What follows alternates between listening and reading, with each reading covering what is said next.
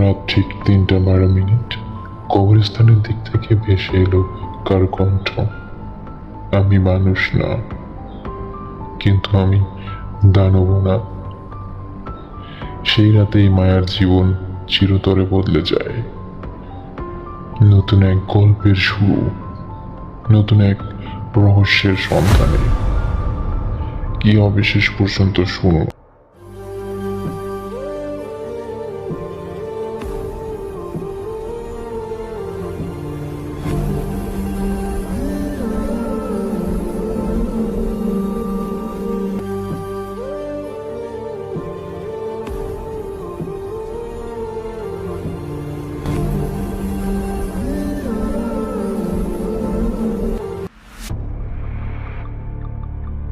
Hello viewers, welcome to the ভিন্ডো জগৎ 26।